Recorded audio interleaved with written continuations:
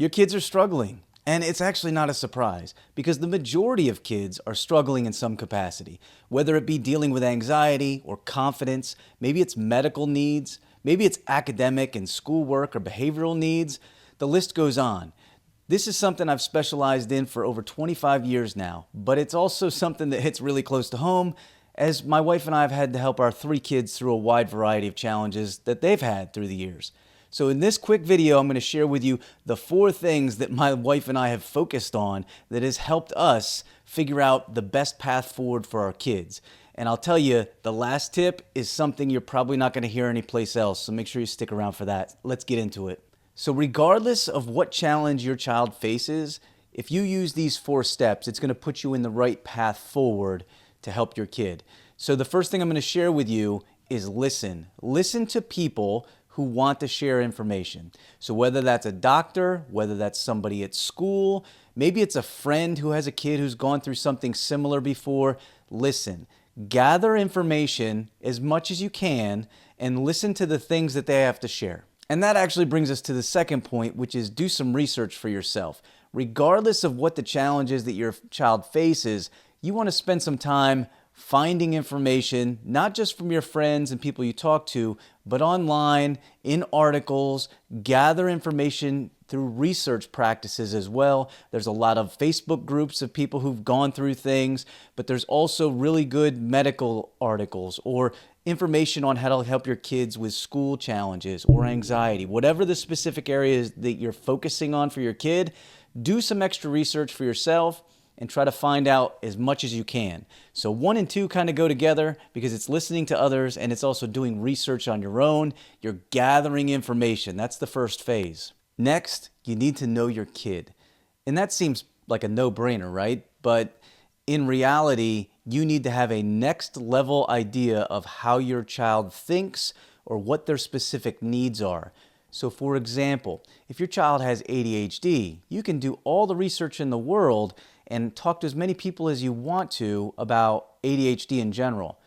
That doesn't mean that all of those things that are shared with you or given to you or you find will align directly with the needs of your individual child.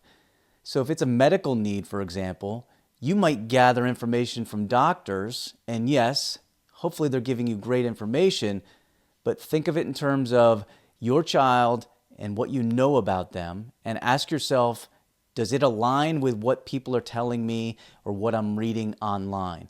Because your individual child has their own unique brain, they have their own unique physical and mental and emotional needs, and so not everything works for every kid. It's kind of like throwing spaghetti at a wall.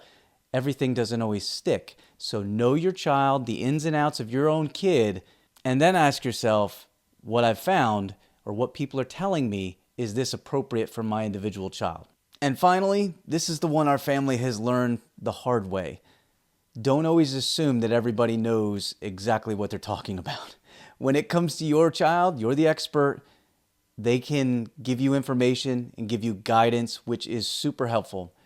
But I'm telling you, sometimes they'll give you the best information they can. They're coming from a good place, whether it be the school or a physician or whoever it is that you're working with, a therapist.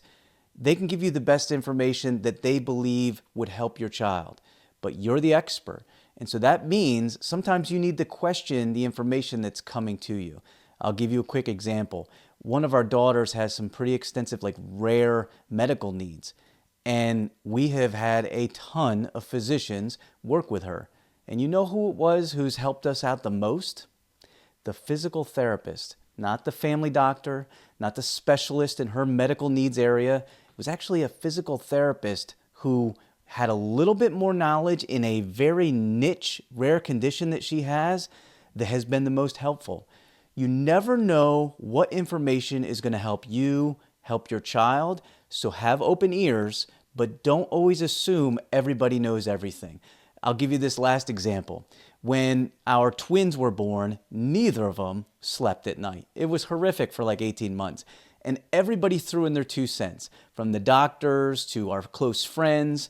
And one of the things that people kept coming back and back to was just said, cry it out. Let them cry it out every night. So one night I tried that with one of my daughters. And you know what? 2.5 hours later, I realized that's not working for her.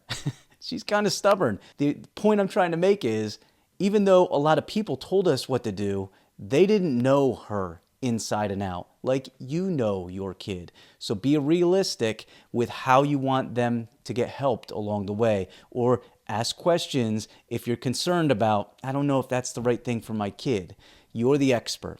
So there you have it. Those are the 4 quick tips to help you help your child. It's what my wife and I have leaned on, and it's been very helpful. If you want to know more about this particular topic, I'm getting ready to drop the audio form podcast where we dive much deeper into this.